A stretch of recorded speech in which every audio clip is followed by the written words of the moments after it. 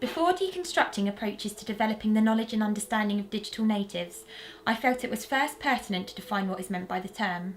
Prensky defines digital natives as a generation born roughly between 1980 and 1994. This is in contrast to the previous generation, who Prensky labels digital immigrants. The key distinguishing factor between the generations is the stage and level to which they have been exposed to technology. Prensky argues that digital natives have lived their entire lives immersed in technology, whereas digital immigrants born pre-1980 have not. The argument develops further as Oblinger and Oblinger contend that this new generation require a learning style that differs from that of the previous generation. It cannot be denied that this technological generational difference exists. However, the argument that it has created a generation of students who all fall into such a distinct category, requiring the same teaching and learning style, is a notion that I personally struggle with. In light of this, I felt I needed to further research the validity of the term digital native. Prensky argues that the brains of digital natives differ to those of immigrants. He uses the theory of neuroplasty to suggest that the brains of this new generation have actually developed differently to their predecessors due to the technologies they have been exposed to. Due to these physical changes, it is argued that digital natives work faster than the previous generation, are better at multitasking, and work best when networked, among other things. If this theory is valid, it indicates the need to change the current education system to a faster-paced, more collaborative-based programme. UNESCO even suggests the need to invent entirely new forms of pedagogy. The counter-argument challenges this theory, with Bull et al. Arguing that there is insufficient empirical evidence to support the existence of digital natives. Research indicates that the term is too distinct and that there are other factors such as experience, breadth of use and gender that contribute to how digitally native somebody is. Analysing this research indicates the existence of a continuum of digital natives rather than a succinct group. Reflecting upon my own block school placements in Key Stage 1 exposes evidence in support of the idea of a continuum.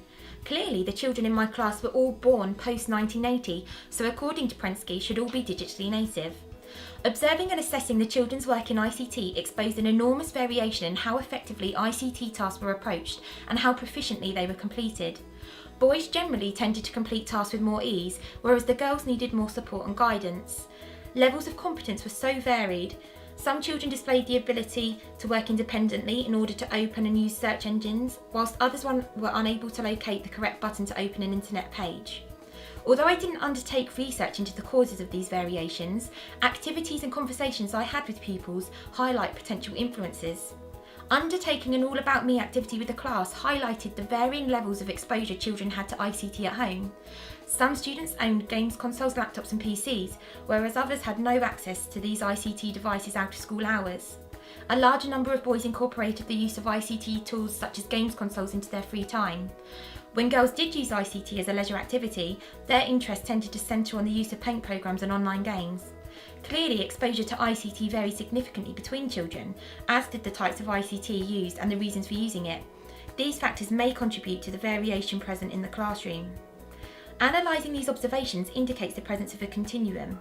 These pupils did not fall into a distinct category of being digitally native, but rather displayed varying levels of competency within this category.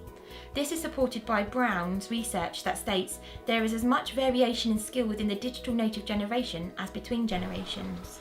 For this reason, I would argue that applying the term digital native as a blanket label could potentially be harmful. The term is too polar and does not allow for the flexibility needed to consider the variation of needs that clearly exist.